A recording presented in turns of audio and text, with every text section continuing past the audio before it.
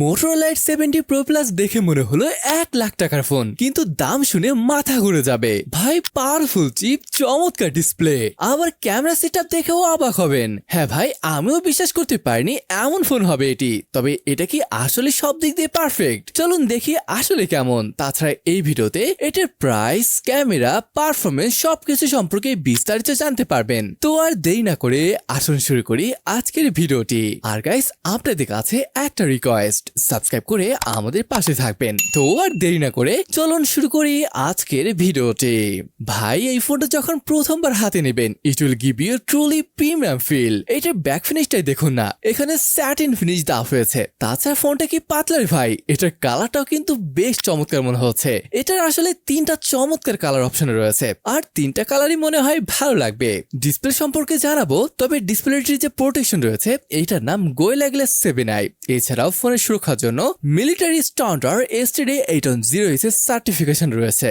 সব বুঝতে পারছেন ইটস ডিউরেবল। আহা, এটা থিকনেস কিন্তু 7.1 মিলিমিটারের মতো, আর ফ্রেমটা মেটালে বলে তো মনে হচ্ছে না। গাইস, যদিও বর্তমানে এটা শুনলে অবাক লাগে না যে একটা ফোনে বড় ব্যাটারি হওয়া সত্ত্বেও এটা পাতলা। এটাও ঠিক এমন একটা ফোন যেখানে বিশাল ব্যাটারি থাকা সত্ত্বেও এটা খুবই হালকা এবং পাতলা। মানে ওইটাই একবার দেখুন না, 188.3 গ্রাম হলো এটা ওয়েট। জি হ্যাঁ, এই কারণেই আপনার ইনার ফিলটা এমন চমৎকার পাওয়া সম্ভব হবে। তবে এই ব্যাপারটি ইম্পর্টেন্ট, যদি আপনার হাতটা ছোট হয় তাহলে এই ফোনটা আপনার কাছে কিছুটা বড় মনে হতে পারে। ওকে, এবার আসেন আমরা এই স্মার্টফোনের প্রসেসর বাটনের কথা বলি।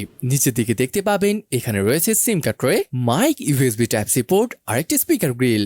রাইট হ্যান্ড সাইডে রয়েছে পাওয়ার বাটন আর ভলিউম রকার, উপরে নয়েজ ক্যান্সেলেশন মাইক, আর এটা pressure release valve. And then left hand সাইডে দেখতে পাবেন এআই কি।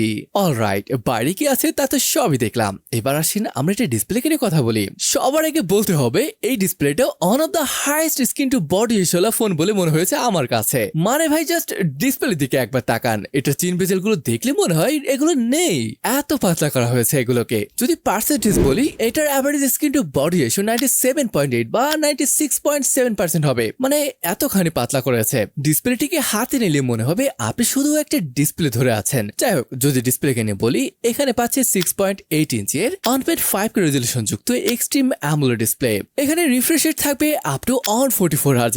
এছাড়া এখানে HDR10+ এর সাপোর্ট রয়েছে। শুধু এখানে শেষ না ভাই, এটা পর্যাপ্ত পরিমাণ ব্রাইটও বটে। 5200 নিটস পিক ব্রাইটনেস রয়েছে। এর মানে বাইরে যে কোনো কন্ডিশনে কিন্তু ডিসপ্লেটিতে দেখতে অসুবিধা হবে না। আর যেমনটা দেখতে পাচ্ছেন, এটা একটা কোয়াড কার্ভ ডিসপ্লে। এছাড়া আরো চমৎকার একটা ফিচার রয়েছে যার নাম দিচ্ছে স্মার্ট অটো টাচ 3.0। এটার মানে হলো আপনার হাতে যদি পানিও থাকে বা ডিসপ্লেটিতেও যদি পানি থাকে, তাহলে কোনো প্রবলেম হবে না, আরামসে ডিসপ্লেটা ইউজ করতে পারবেন। এছাড়া রাতের ফোনে চোখের সুরক্ষার জন্য HGS এর সার্টিফিকেশন রয়েছে। সো ওভারঅল বুঝতে পারছেন এখানে একটা টপ নচ ডিসপ্লে অফার করছে মোটরোলা। অলরাইট, এবার যদি স্পেসিফিকেশনে বলি, এইখানে ব্যবহার করা হয়েছে Dimensity 8500 XT প্রসেসরকে, which is tried and tested processor. এটা এক্সেলেন্ট একটা প্রসেসর। এটার একটা মাত্র ভ্যারিয়েন্ট রয়েছে, 12GB RAM আর 256GB স্টোরেজ।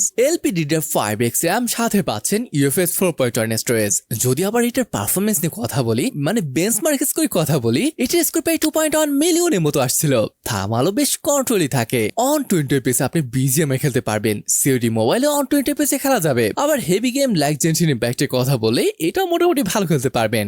আর থার্মালও কন্ট্রোল থাকে, কারণ এখানে ব্যবহার করা হয়েছে 4600 স্কয়ার মিলিমিটার ভ্যাপার কুলিং চেম্বারকে। সো থার্মালের ক্ষেত্রে এখানে তেমন কোনো প্রবলেম দেখতে পাবেন না। এছাড়া এখানে সিপি থর্মাল টেস্টের স্কোর দেখতেই পাচ্ছেন, এটার স্কোর 75% এর মতো আসে, যেটা মোটামুটি ভালো টেস্ট করে বলা যায়। ভাই, ব্যাটারি বড় দিয়েছে। এবার এখানে পাচ্ছেন 6500 mAh এর বড় একটা ব্যাটারি, সাথে আরো পাচ্ছেন 90 ওয়াটের ফাস্ট চার্জিং। এছাড়াও এখানে 50 ওয়াটের ওয়্যারলেস চার্জিং এর ব্যবস্থা রাখা হয়েছে।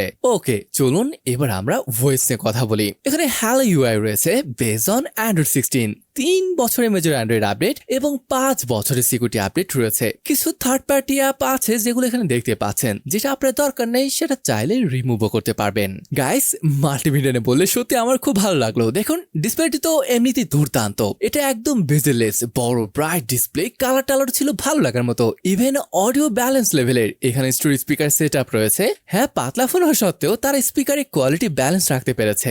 আরেকটা ব্যাপার আপনাকে জানিয়ে রাখি, দেখুন পাতলা ফোনগুলোতে হ্যাপটিক ফিডব্যাক খুব একটা ভালো পাওয়া যায় না, বাট এই ফোনটার হ্যাপটিক ফিডব্যাকটা আসলে চমৎকার ছিল। একটা দুঃখের বিষয় আছে যারা নেটফ্লিক্স দেখেন, এখানে আসলে এইচডি সাপোর্ট নেই, তবে ইউটিউবে কিন্তু এইচডি সাপোর্টটা পেয়ে যাবেন। কানেক্টিভিটির ব্যাপার আসলে এখানে পাচ্ছি wifi 6E, Bluetooth 5.4, wifi calling, NFC, মোটামুটি সবই পাচ্ছেন এখানে। তবে এখানে আই ব্লাস্টের সাপোর্টটা পাচ্ছেন না, এটা একটু মাথায় রাখবেন। কিন্তু সেন্সরে যদি বলি, এখানে সবই রয়েছে। অপটিক্যাল ফিঙ্গারপ্রিন্ট সেন্সর রয়েছে, তবে যদি আল্ট্রাসনিক ফিঙ্গারপ্রিন্ট সেন্সর হতো ব্যাপারটা ভালো হতো। এছাড়া ফেস আনলক রয়েছে, আর এগুলো ভালোভাবে কাজ করে। চলুন ভাই, এবার আমরা এই ফোনে আরো এক দুর্দান্ত পার্ট, এটার ক্যামেরা নিয়ে কথা বলি।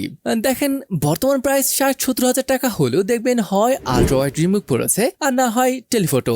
মানে বাজে একটা ব্যাপার মনে হয় আমার কাছে। বাট আমি যদি এই ফোন সম্পর্কে আপনাকে বলি, এখানে আসলে কমপ্লিটলি ফাংশনাল ক্যামেরা সেটআপ দিয়ে রেখেছে, যে ব্যাপারটা আমার কাছে আসলে ভালো লেগেছে। এখানে ট্রিপল ক্যামেরা সেটআপ রয়েছে, যার মেইন সেন্সরটি 50 মেগাপিক্সেলের, সাথে ভয়েসের সাপোর্ট পাচ্ছেন। 50 মেগাপিক্সেলের আল্ট্রা ওয়াইড ক্যামেরা সেন্সর আর একটা 50 মেগাপিক্সেলের টেলিফটো লেন্স দিয়েছে, যেটা দিয়ে আপনি 3.5x পর্যন্ত অপটিক্যাল জুম করতে পারবেন। এখানে ওয়াইসের সাপোর্ট পাচ্ছেন, সাথে 50x পর্যন্ত এআই সুপার জুম। আরেকটি ব্যাপার, এখানে যে আল্ট্রা ওয়াইড লেন্স রয়েছে এটাতে কিন্তু অটো ফোকাস রয়েছে, আর এই অটো ফোকাস থাকার কারণে আপনি চাইলে ম্যাক্রো শট নিতে পারবেন। ইভেন এখানে যে সেলফি সেন্সরটা রয়েছে এটাও কিন্তু 50 মেগাপিক্সেলের, মানে সবগুলো সেন্সরই 50 মেগাপিক্সেল করে দেওয়া হয়েছে, যে ব্যাপারটা সত্যি ভালো লাগার মতন ছিল। আর একটা মজার ব্যাপার হলো, এখানে যেই কয়টা সেন্সর রয়েছে এটা সবগুলো দিয়ে আপনি 4K 60 এফপিএস শুট করতে পারবেন।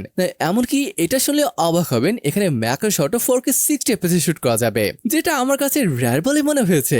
আচ্ছা, এবার যদি ফটোর কথা বলি, দেখেন এটার colour, skin tone, dynamic range এগুলো সব অন পয়েন্টে ছিল বলে মনে হয়েছে আমার কাছে। এমনকি যদি এটার বুকি ইফেক্টটা নিয়ে বলি, এটার ব্লার ইফেক্টটা ন্যাচারাল বলে মনে হচ্ছে। তবে এদের মধ্যে একটা ব্যাপার আছে, এটা যে টেলিফটো লেন্স রয়েছে এটাতে জুম করে তুলে ফটো কিছুটা সফট বলে মনে হয়েছে। তবে আমার কাছে মনে হয় এই প্রবলেমটা আপডেট আসার পরই ঠিক হয়ে যাবে। তাছাড়া এটার আল্ট্রা ওয়াইড ক্যামেরাটা কিন্তু ভালো পারফর্ম করে। আরেকটা ব্যাপার, এখানে প্যান্টন ভ্যালিডেটেড হয়, ডিসপ্লে কালার যেমন চমৎকার তেমনি এটার প্রভাব আপনি এটা ফটোতে দেখতে পাবেন। ক্যামেরা ফিচার নিয়ে বলি, এটা আসলে feature rich phone. Slow motion video, photo, portrait, frame match mode, স্কার, night vision, panorama, ultra resolution, photo booth, group shot, time lapse, dual capture video, সব ফিচারের ক্ষেত্রে এখানে কোনো প্রবলেম দেখতে পাবেন না। আরেকটা ব্যাপার যেটা আমি ভুলে গেছি, এখানে IP68 এবং 69 এর রেটিং রয়েছে, এর মানে বৃষ্টির দিনেও বেশ ভালোভাবে ফোনটি ইউজ করতে পারবেন, তেমন কোনো প্রবলেম হবে না। ওকে, তাহলে চলুন এটার প্রাইস সম্পর্কে জানা যাক। দেখেন, এটার একটা মাত্র ভ্যারিয়েন্ট রয়েছে যেটা আপনারা জানেন, আর এই ভ্যারিয়েন্টের প্রাইস রাখা হয়েছে 45,000 রুপি, যা টাকায় কনভার্ট করলে আসে 58,000 টাকার কাছাকাছি। যেমনটা জানেন, প্রাইসটা সব ফোনের ক্ষেত্রে একটু বেশি, তবে এটা এমন একটা ফোন, মানে আপনি কোথাও এমন পাবেন না যেখানে কিছু মিসিং আছে, মানে একদম ব্যালেন্স একটা ফোন। বড় ব্যাটারি, প্রিমিয়াম ডিজাইন, ডিসপ্লে নিয়ে তো কোনো কথাই হবে না। অসম একটা প্যানেল, এটা পারফরমেন্সও ভালো লাগবে। সব মিলিয়ে ফোনটা দারুণ ছিল আমার কাছে, বাট আপনার কেমন লাগলো তা কিন্তু কমেন্ট করে জানাতে পারেন। আর সাবস্ক্রাইব করে না থাকলে please hit the subscribe button. তাহলে ভিডিওটি এখানে শেষ করছি, দেখা হবে পরে কোনো অসম ভিডিওতে। ততক্ষণ পর্যন্ত ভালো থাকুন, সুস্থ থাকুন, আল্লাহ হাফেজ।